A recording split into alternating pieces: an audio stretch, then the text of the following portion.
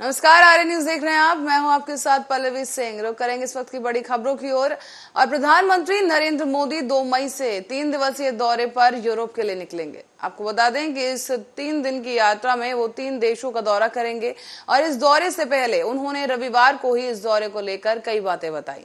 रूस और यूक्रेन की वजह से बने मौजूदा हालातों को देखते हुए प्रधानमंत्री का ये दौरा काफी महत्वपूर्ण माना जा रहा है।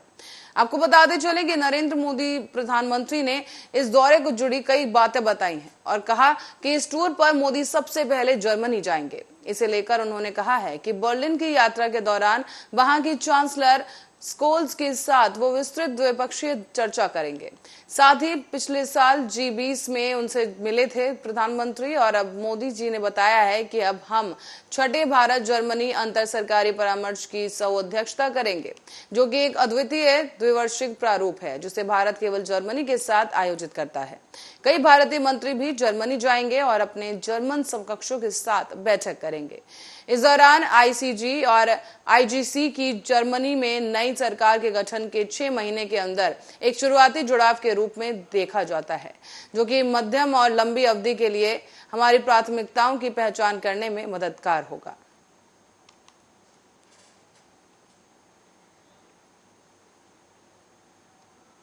तो वहीं आम आदमी पार्टी के राष्ट्रीय संयोजक और दिल्ली के मुख्यमंत्री अरविंद केजरीवाल गुजरात के चंदेलिया गांव में जनता को संबोधित करने पहुंचे। यहां अरविंद केजरीवाल ने मंच के 6.5 करोड़ गुजरात वासियों को प्रणाम करते हुए यहां पर कहा कि ये हमारी पहली जनसभा है, इसलिए हम आदिवासियों के साथ रख रहे हैं। आदिवासियों पर बात करते हुए उन्होंने आगे कहा कि इन पर बहुत जुल्म हुआ है। केजरीवाल ने मंच से ही बीजेपी और कांग्रेस पर भी जमकर वार किया। उन्होंने कहा कि ये दोनों पार्टियां अमीरों के साथ खड़ी हैं और दिन पर दिन ये अमीरों को और भी अमीर बना रही हैं। इन्होंने 6000 सरकारी स्कूलों को बंद कर दिया, लाखों बच्चों के भविष्य को खराब कर दिया गया और आप हमारी पार्टी को आपको मौका दें और हम स्कूल बनवाएंगे, बच्चों का भविष्य बनाएंगे। साथ ही सीएम केजरीवाल ने आगे कहा है कि हमने आज दिल्ली का चेहरा बदल दिया है, हमने दिल्ली में सरकारी स्कूलों के हालात सुधार दिए हैं।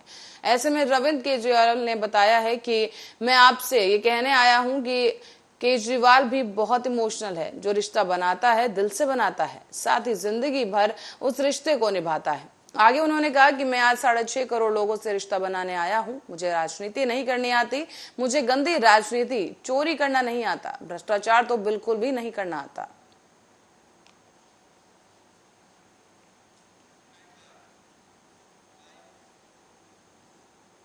और पंजाब में पिछले कई दिनों से लग रहे बिजली के पावर कट की वजह से अब इंडस्ट्री के कामकाज भी ठप होने की कगार पर हैं। तो वहीं बात की जाए जालंधर की, तो जालंधर के फोकल पॉइंट इंडस्ट्री एरिया में करीब 12 घंटे की लंबी पावर कट की वजह से कामकाज पूरी तरह से ठप हो गया है।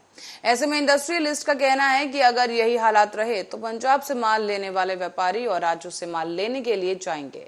और ऐसे में आपको बता दें कि आप सरकार को सुझाव दिया गया कि रविवार वाले दिन इंडस्ट्री बंद होती है तो उस वक्त बिजली को सरप्लस किया जा सकता है। राज्य में बिजली की पावर कट की वजह से एक तरफ जहां गांव और शहरवासी इस गर्मी के मौसम में दिक्कतों का सामना कर रहे हैं, तो वहीं पंजाब की इंडस्ट्री को भी इन पावर कट की वजह से नुकसान का सामना करना पड़ रहा है। तो वहीं बात करें फैक्ट्री की, तो फैक्ट्री के अंदर कामकाज देखा जाए तो काम करने वाले लोग जो लेबर हैं वहां पर वो बैठी मिलों और बिजली ना होने के कारण कामकाज बंद करना पड़ा। प्रोडक्शन का सामान और ना बनाने के कारण व्यापार भी नुकसान झेल रहा है। इन बिजली के पावर कट की समस्याओं को लेकर आज हमारी टीम ने जालंधर की फोकल पॉइंट इंडस्ट्री उद्योग से उद्योगपति से खास बातचीत की, जहां उन्होंने कहा कि भगवंत मान सरकार पंजाब में आई है तब से उन्हें बिजली के पावर कट का सामना करना पड़ रहा है। उन्होंने ये भी कहा कि पिछली सरकारों में ऐसे पावर कट देखने को नहीं मिले जो इस बार देखने को मिले हैं।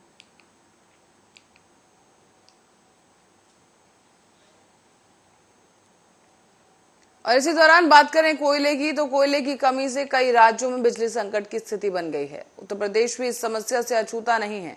यहाँ भी कई प्लांट्स में कोयले की कमी की वजह से बिजली की समस्या खड़ी हो गई है। इस संकट को लेकर प्रदेश के सीएम योगी आदित्यनाथ भी चिंतित हैं। यही वजह है कि शनिवार को अपने दिल्ली दौरे के दौरान उन्होंने इस मुद्दे पर केंद्रीय गृह मंत्री अमित शाह से मुलाकात कर इस पर विस्तार से चर्चा की। इसके अलावा योगी अन्य मंत्रियों से भी मिले। कैबिनेट गठन के बाद से मुख्यमंत्री योगी आदित्यनाथ पहली बार अमित शाह से मिले। रिपोर्ट्स के मुताबिक इस दौरान उन्होंने कई मुद्दों पर चर्चा की, लेकिन सबसे अहम टॉपिक बिजली संकट रहा। उन्होंने अमित शाह से जल्दी ही इस समस्या के समाधान की मांग की है।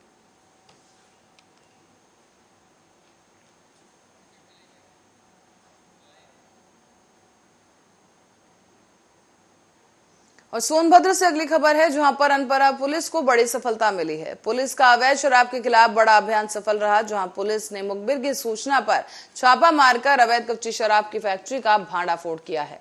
यहां से पुलिस ने 8 शराब तस्करों को रंगे हाथों गिरफ्तार किया और उनके पास से 100 लीटर स्पिरिट, 20 लीटर कच्ची शराब, 72 बोतल ब्लू लेवल और 960 खाली शीशी, 62 पेटी अमोनिया शराब और 320 शीशी जरिकेशन खाली बोतल बरामद की हैं।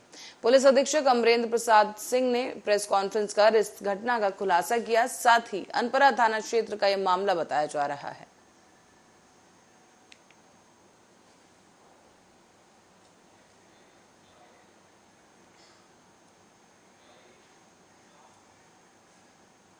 की टीम द्वारा अवैध शराब बनाने का भंडाफोड़ किया गया है और इसमें 8 जो अभियुक्त हैं उनको गिरफ्तार किया गया है और उनके कब्जे से 100 लीटर इंडस्ट्रियल स्पिरिट, 20 लीटर अवैध देसी शराब, 72 सीसी, 200 मिलीलीटर की ब्लू लाइन लेबल लगा हुआ, 62 पेटी देसी शराब और बड़ी मात्रा में खाली। और विश्व में तेजी से बदल रही जियोपॉलिटिकल परिस्थितियां हो या फिर सीमा पर कोई टकराव, वायुसेना और नौसेना के साथ मिलकर भारतीय सेना सभी तरह की चुनौतियों का सामना करने के लिए पूरी तरह तैयार है। ये भरोसा दिलाया गया है नए थल सेना प्रमुख जनरल मनोज पांडे ने। थल सेना की कमान संभालने के पहले ही दिन जनरल मनोज पांडे ने साफ तौर पर कहा दिया है कि भारतीय सेना ने जिस तरह से अभी तक देश की सुरक्षा और अखंडता को बनाए रखने के लिए बहुत काम किया है, मैं देशवासियों को आश्वासन देना चाहता हूं कि सेना इसे बनाए रखेगी। थल सेना के 29वें प्रमुख बनने के बाद रविवार को जनरल मनोज पांडे ने नेशनल वॉर मेमोरियल यानी कि राष्ट्रीय समर स्मारक में जाकर वीर गति को प्राप्त हुए सैनिकों को श्रद्धांजलि अर्पित की है। इसके बाद साउथ ब्लॉक स्थित लॉन में उन्होंने गार्ड ऑफ ऑनर उन्हें दिया गया, जहां उसके बाद उन्होंने मीडिया को संबोधित करता हुए ये तमाम बातें कही। जनरल पांडे ने कहा कि ये मेरे लिए बेहद गर्व और सम्मान की बात है कि मुझे भारतीय थल सेना का नेतृत्व करने का दायित्व सौंपा गया है। इसे मैं पूरी तरह और पूरी विनम्रता से स्वीकार करता हूं। साथ ही भारतीय सेना स्वतंत्रता, स्वाधीनता और समानता के मूल्यों के प्रति पूर्ण रूप से प्रतिबद्ध है। आगे उन्होंने कहा कि भगवान से प्रार्थना करता हूं कि अपनी जिम्मेदारी सही ढंग से निभा सकूं।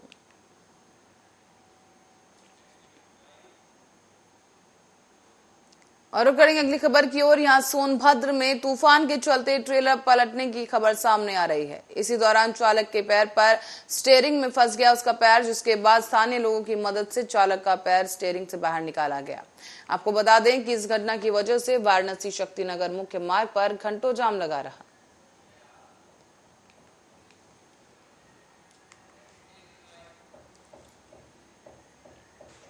और दिल्ली एनसीआर में सबसे महंगा शहर गुड़गांव सामने आया है। यहाँ पर शहरी विकास मंत्रालय के आंकड़ों के अनुसार कास्ट ऑफ लिविंग के अनुसार पूरे देश में गुड़गांव 8वें नंबर पर आता है। यहाँ कपल के लिए रहना इतना आसान नहीं। मेन गुड़गांव में अगर कपल के लिए किराए के मकान की बात की जाए तो यहाँ पर 2 BHK फ्लैट का औसतन किराया लगभग 18,000 से लेकर 32,000 रुपए तक है। अगर आप आउटर इलाके में जाएंगे तो यहाँ पर किराया 10 से लेकर 22,000 रुपए के बीच में पड़ेगा। अब ट्रांसपोर्ट की अगर बात की जाए तो कपल का हर महीने करीब 5,000 रुपए इस पर खर्च होता है। खाने और किराने के सामान पर कपल का महीने का खर्च 8 से 10,000 रुपए है। इसके अलावा बिजली के बिल और अन्य मेंटेनेंस की बात की जाए तो उस पर हर महीने करीब 5,000 रुपए खर्च होते हैं। लाइफस्टाइल पर महीने का सबसे ज्यादा करीब 7 से 10,000 रुपए खर्च किए जाते हैं और कुल मिलाकर यहाँ रहने के लिए कपल की महीने की सैलरी कम से कम 60 से 70,000 रुपए होनी चाहिए, जब भी आप यहाँ पर सरवाइव कर पाएंगे।